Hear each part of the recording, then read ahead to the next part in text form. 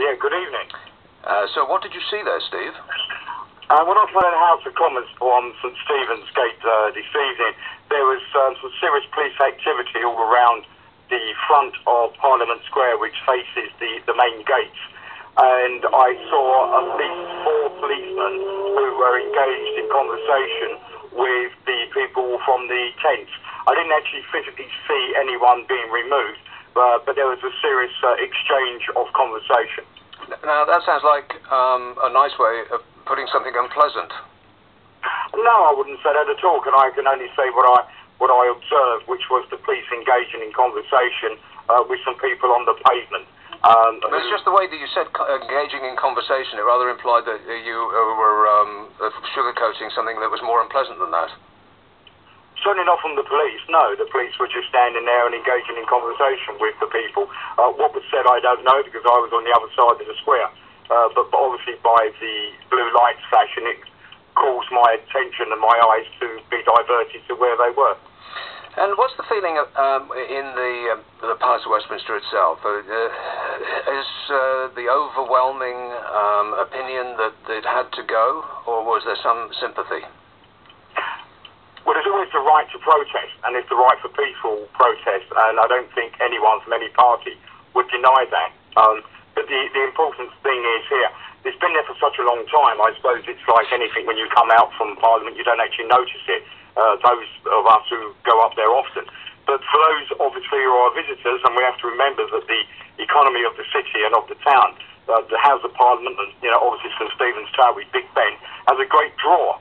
So therefore, it does stop people having a great aspect of the Houses of Commons and the Palace of Westminster by the fact that they cannot stand on that side of the pavement. Can you tell us why there was a fence around the square? What was that for?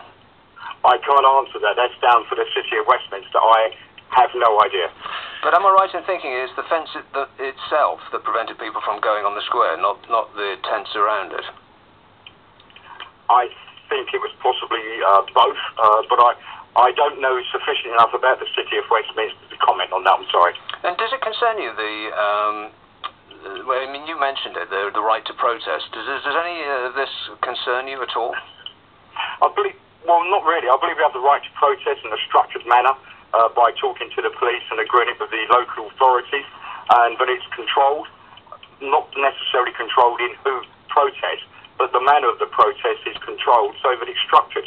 That has to be for the safety of all people, those who are protesting, and the general public who obviously are around the area at that time.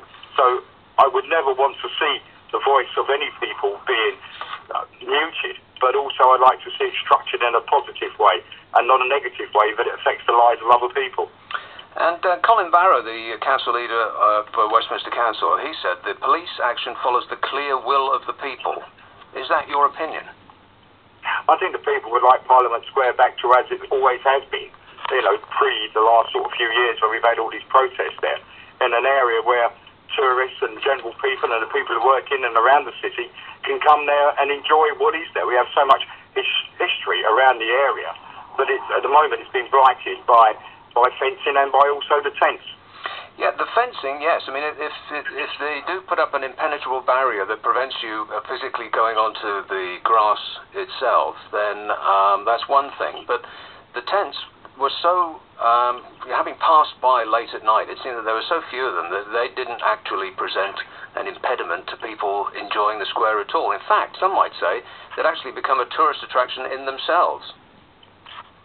I wouldn't agree with that. It was an attraction in as much as what are these people doing, rather than people coming to London to see people living in a tent. The fence was there, I think, for protection of the general public, not to keep people away from the area. And when you left, assuming that you're not still there now? No, I'm not there. You're not. Okay. So what was the scene when you left? What did it look like? It was just literally the police were talking to the people who were obviously with the tents. That's what I assumed. Okay, well, nice talking to you. Thanks for calling. Okay, no problem. Steve Bell, the Conservative Party chairman for South East of England, who was at Parliament Square earlier on, and as we've heard on the news, they are shifting the tents from Parliament Square. Tents and protesters being removed from Parliament Square tonight. A spokesman for the Met said that officers arrived on the scene about 7:30 to remove all tents and sleeping equipment from Parliament Square. Nobody can really have been in two minds about whether they were going to allow them, by hook or by crook, to maintain their position until the Olympics came along. It seems as though they're fixing, tidying up, giving it a polish and a lick of paint. All of